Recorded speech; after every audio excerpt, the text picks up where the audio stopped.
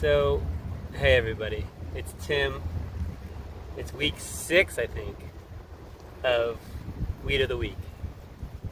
And I appreciate all the folks who've been showing me pictures or telling me about some of the weeds that they found over the week. So keep it up.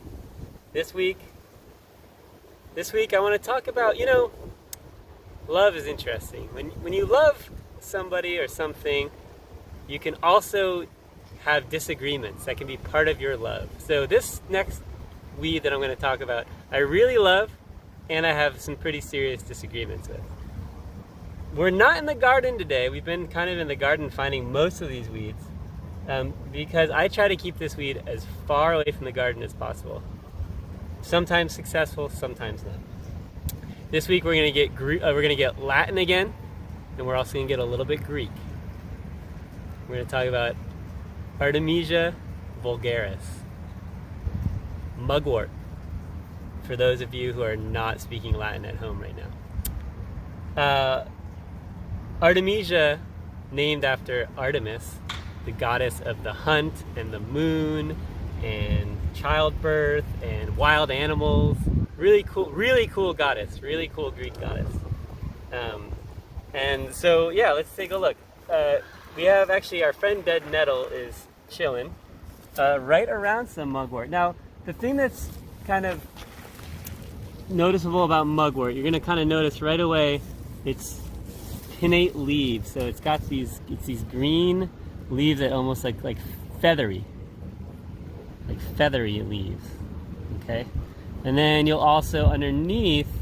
This is what gives it the name Artemisia, because some people say that this sort of color, this silvery color, resembles like the glowing full moon.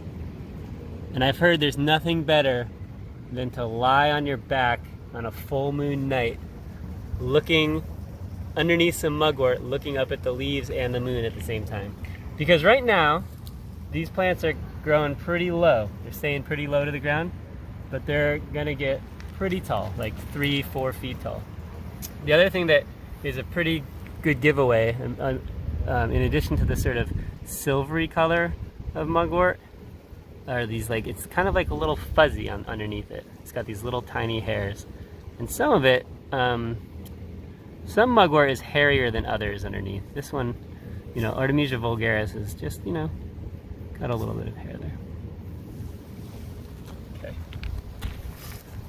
Now, I want to talk a little bit about why when you see mugwort, you're probably going to see like a ton of it. So actually this area here is interesting because this is like an old mugwort stand, and so you might also notice the skeletons of mugwort here. So that gives you an idea about how tall it can get, right? And then underneath it you'll see mugwort, and it's got this like very distinctive smell that, I don't know, how would you describe that?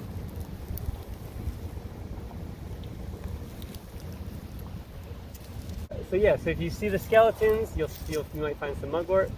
And then, I personally don't really eat mugwort. Some people make tea from mugwort. It's used in various cuisines in different parts of the world. It has a quite strong flavor to match its smell.